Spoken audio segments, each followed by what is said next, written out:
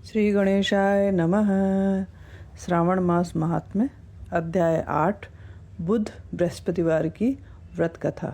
शिव बोले, हे सनत कुमार, अब मैं तुम्हें बुध तथा बृहस्पतिवार व्रत के संदर्भ में बतलाता हूँ। इस व्रत को नियम, भक्ति और श्रद्धा से पूरा करने पर सर्वोत्तम सिद्धि मिलती है। स्वयं ब्रह्मा जी ने चंद्रमा को ब्राह्मणों के सिंहासन पर आसीन किया था। किसी समय चंद्रमा बृहस्पति की पत्नी तारा के रूप लावण्य पर आसक्त हो काम के वशीभूत हो गए। चंद्र ने अपने बल से गुरु पत्नी का भोग किया। कालांतर में तारा ने एक पुत्र को जन्म दिया। उसका नाम बुध था। वह बलशाली, ओजस्वी और सुंदर था।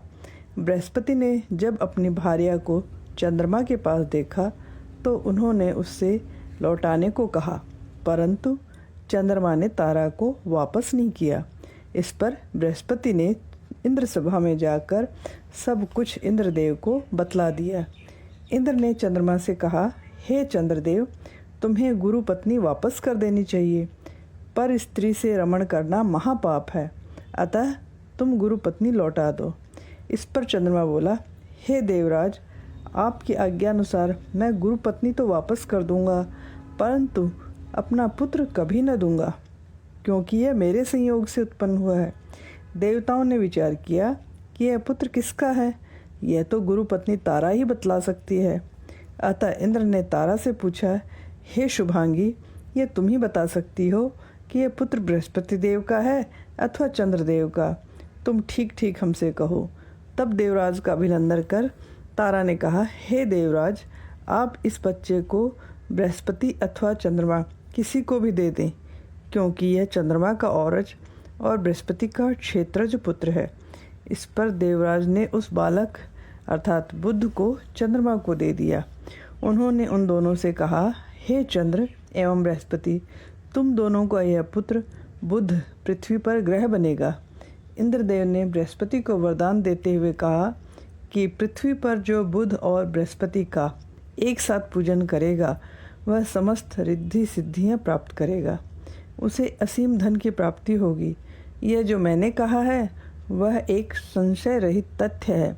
जो लोग महादेव के सबसे प्रिय मास श्रावण में बुध और बृहस्पति का मिलकर पूजन करेंगे, उन्हें अमर खजाने की प्राप्ति होगी, जो सदैव ही बढ़ता रहेगा, कभी भी समाप्त नहीं होगा।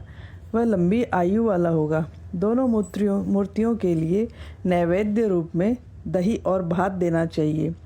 झूले पर मूर्तियों को रखकर पूजन करने वाला ऐसा पुत्र पाता है जो संपूर्ण गुणों वाला और दीर्घायु होता है। पितृगृह में मूर्तियों को पूजने वालों का पित्त सदैव ही बढ़ता रहता है। रसोई घर में मूर्तियों को पूजने वाले के पाक भंडार में कभी कमी नहीं आती। शयन करने वाले कमरे में मूर्तियों का पूजन करने वाले का कभी भी पत्नी से वियोग नहीं होता। धान्यागार अर्थात अन्न भंडार में पूजन करने पर कभी भी अन्न भंडार में कमी नहीं आती। उद्यापन करने से पहले 7 वर्ष तक व्रत करने चाहिए। व्रत के प्रथम दिवस अधिवासन के पश्चात रात्रि जागरण करें। सोने की मूर्ति का पहले शास्त्रानुसार पूजन करें, तब 16 उपचार से पूजन करके हवन करना चाहिए। अग्नि को समर्पित करने के लिए तिल, घी तथा खीर दें। हवन के लिए चिड़चिड़ा तथा पीपल समिधा लें। पहले मामा और भांजे को भोजन देकर तब ब्राह्मणों को भोजन कराएं। अंत में स्वयं भी सपत्नीक भोजन ग्रहण करें। इस तरह 7 साल तक व्रत करने वाला उपवासी अपनी समस्त मनोकांक्षाओं को पूरा करने में सफल होता है। विद्या तथा बुद्धि चाहने वाले को सरस्वती का संपूर्ण ज्ञान मिलता है।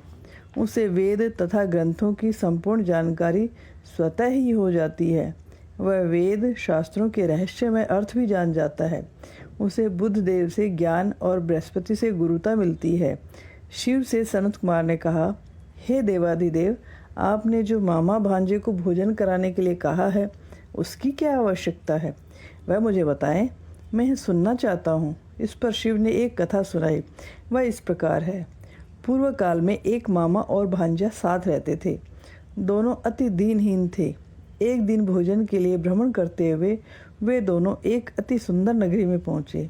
वहाँ उन्होंने शिव के प्रिय मास श्रावण में लोगों को बुध और बृहस्पतिवार को छोड़कर प्रत्येक वार को व्रत करते हुए देखा। तब उन्होंने सोचा कि वे दोनों बुध और बृहस्पतिवार का व्रत रखेंगे। यह एक अनुचिष्ट व्रत है, लेकिन विधि और व्रत न मालूम होने से वे दोनों संशय में पड़ गए। सौभाग्यवश उसी रात्रि को स्वप्न में उनको किसी दैव शक्ति ने व्रत की संपूर्ण विधि बता दी। विधि के अनुसार उन दोनों ने वह व्रत पूरा किया तो अल्प समय में ही उन्हें अपार धन संपदा तथा ऐश्वर्य की प्राप्ति हो गई। वे अब कुबेर के ही समान धनवान हो गए। उन्होंने 7 वर्ष तक यह व्रत किया तो पुत्र पौत्र आदि के स्वामी बन गए। तब बुध और बृहस्पति ने मामा भांजे को दर्शन देकर कृतार्थ किया और वरदान दिया, आप दोनों मामा भांजे ने विधि एवं नियमानुसार यह व्रत पूरा किया है, अतः आज के बाद इस भूमंडल पर जो भी प्राणी यह व्रत करके मामा भांजे को भोजन कराएगा वह समस्त रिद्धि सिद्धियों को प्राप्त कर वैभव संपन्न होगा और अंत में उसे शिवधाम मिलेगा। 8वें अध्याय के पाठ श्रवण से मनोरथ की पूर्ति और आयु की वृद्धि होती है। हर हर महादेव, हर हर महादेव, हर हर महादेव।